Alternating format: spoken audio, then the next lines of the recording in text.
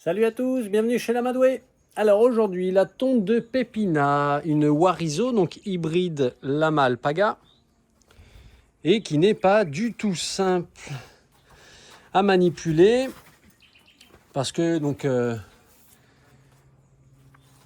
les hybrides c'est le mot sympa, le mot moins sympa c'est les bâtards.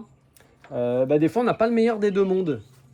Alors là, elle a pris plutôt du gabarit lama, elle est très grande.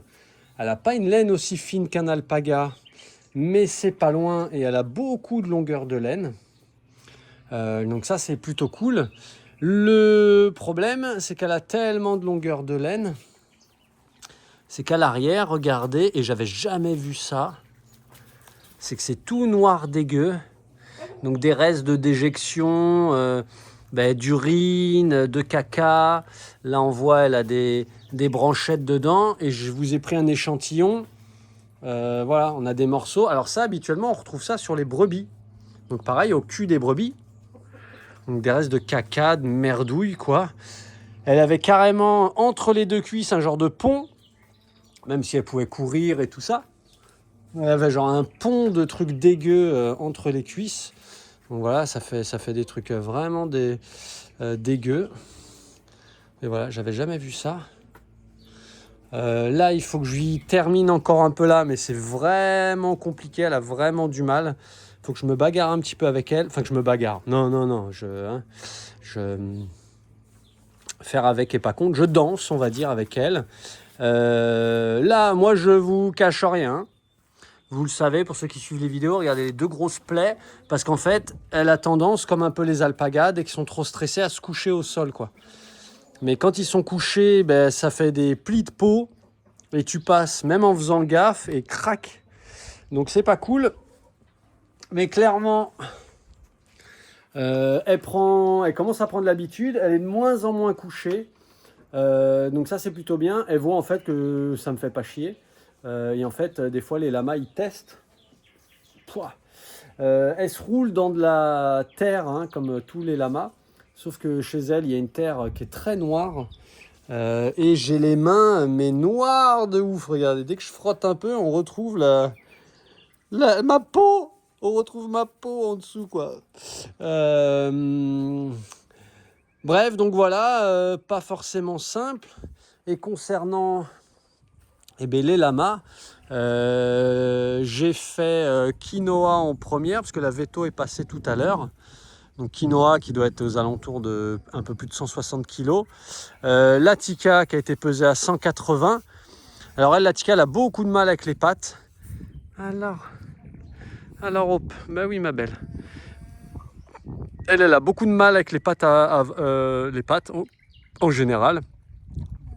Donc je ne me prends pas trop la tête. Je fais ce qu'il y a à faire.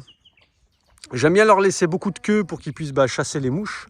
Donc on peut voir que sur quinoa, ses pieds, enfin ses pattes sont mieux tondues. Parce que voilà, elle me laissait un peu plus faire, quoi. Donc voilà, moi je fais pas des concours de beauté, je m'en fiche. J'ai pas envie de les blesser, j'ai pas envie de trop les stresser non plus. Si elle est pas à l'aise, elle est pas à l'aise, quoi. Et je vais finir par Lima, qui est plutôt facile.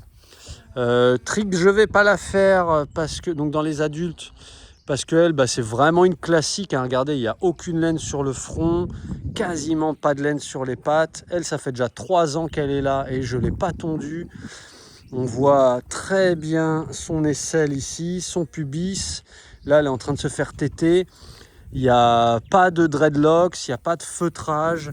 Voilà, on voit très bien sa vulve, même ses mamelles, tout ça. Donc elle, voilà, il n'y a vraiment pas de souci, il n'y a pas besoin de la tondre. Voilà, elle, c'est vraiment une pure classique, quoi. Alors hop, bah oui ma belle. Et puis je ferai les 3 petits hauts là, un prochain coup. Voilà, je me prends pas la tête. Donc là voilà, pour Pépina, je vais arrêter cette vidéo rapidement. Priorité au loulou. Pépina, il faut absolument que je lui fasse ça, mais quand elle se couche, mais c'est compliqué. Mais il faut absolument que je lui coupe ça, parce que ça, il faut vraiment que ça soit tondu. Je lui mets un petit coup de miel et de feuilles de cigarette, là, comme je vous avais montré dans la vidéo sur le matériel. Voilà, pour reboucher ça au mieux. Là, ce qu'on peut voir, bah, c'est que oui, c'est de l'égratignure un peu profonde, mais on n'est pas sur une plaie qui nécessite voilà, d'être cousue ou quoi. C'est clairement pas cool, j'aime pas ça, mais vous le savez ici, je suis transparent avec vous, hein, j'aurais très bien pu faire des vidéos sans montrer ça. Mais c'est la réalité bah, du terrain quand on a des animaux qui sont pas à l'aise. Ben voilà, hein, ça, j'y peux pas grand-chose. Alors bien sûr, on pourrait dire, bah, fais plus d'éducation, fais plus de ceci, de cela. Alors à la fois, c'est pas faux. À la fois, vous voyez, je le dis moi-même. Hein, et à la fois, bah, faut le temps. Et puis, comment dire, bah, quand les animaux, ils sont pas à l'aise, des fois, t'as beau faire ce que tu veux, tu es pas à l'aise, quoi. Voilà.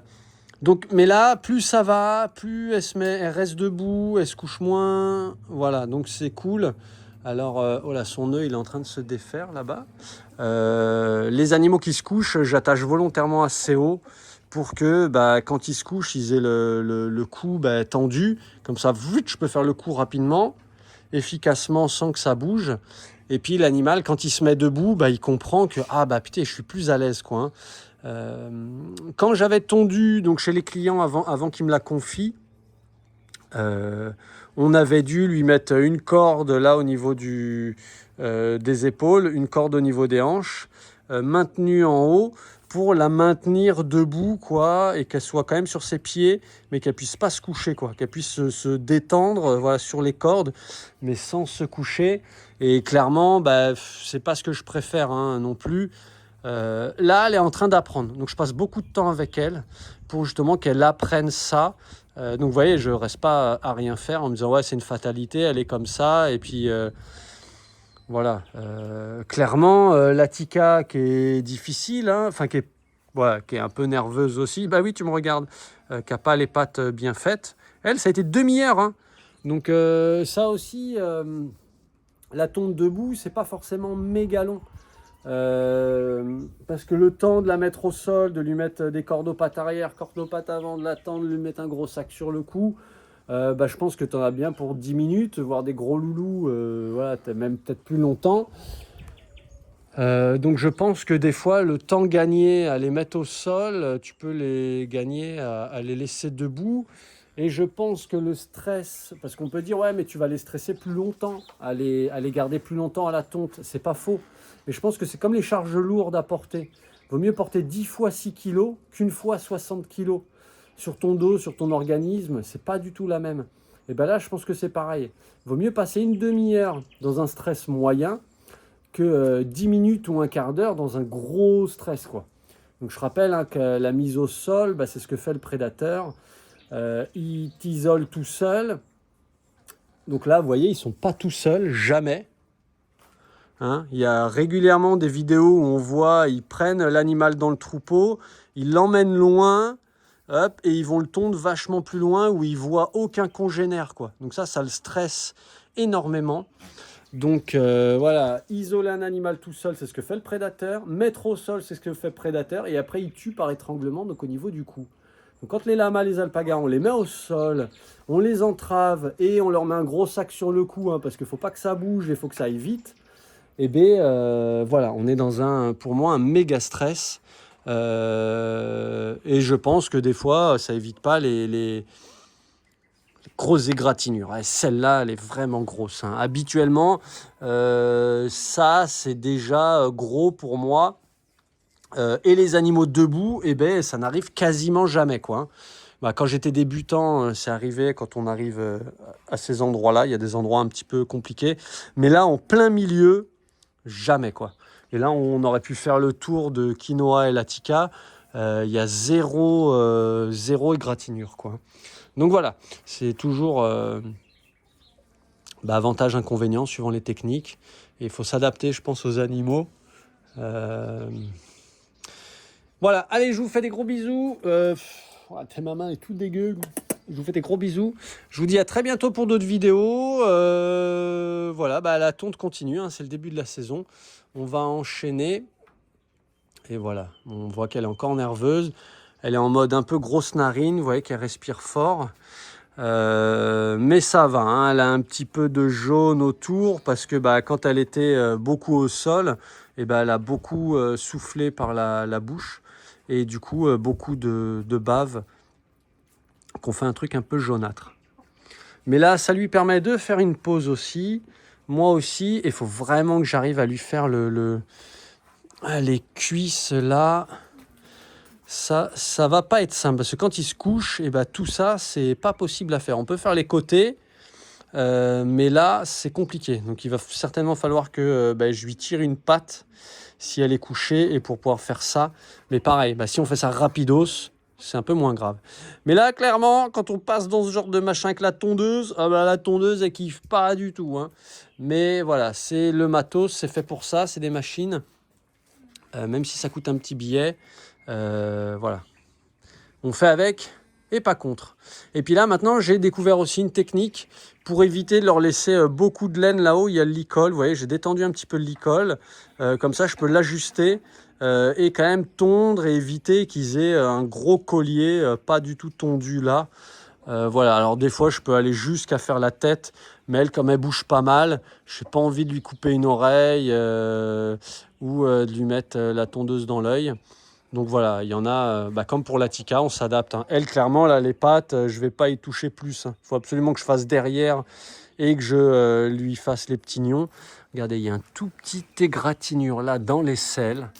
Bah oui, Lolotte, vous avez vu, hein, à peine je vais vers elle. Alors là, c'est son côté pas facile, hein.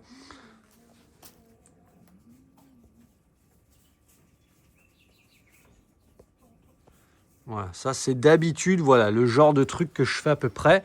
Et oui, parce que les animaux, comme nous, on a un œil directeur. L'œil qui te permet de viser, soit comme ça, soit comme ça.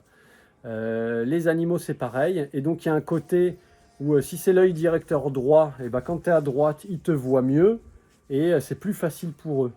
Et si c'est le côté gauche, à gauche, c'est plus facile. Elle, son œil directeur, ça a l'air d'être à gauche.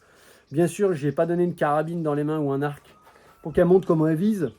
Mais on s'en rend vite compte, quoi. Allez, sur ces bêtises, je vous fais des gros bisous. Je vous dis à très bientôt pour d'autres vidéos. La tonte, ça continue. Je ferai certainement une vidéo spéciale pour les petiots. Voilà, pour montrer un peu ce que c'est la première tonte de leur vie. Avant qu'ils partent dans une autre maison. Allez, à très bientôt. Des bisous. Ciao, ciao.